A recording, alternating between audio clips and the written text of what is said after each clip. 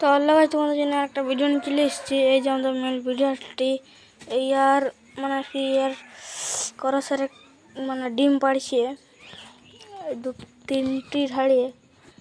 চলো দেখাও, চলো তোমাদের একটা ঝাড়িকে, যেটি কোয়ালিটি খুব ভালো হবে। ভিডিওটি খুব ভালো আছে, থার্ড কোয়ালিটির খুব ভালো আছে, পুরো প্রড বিগ।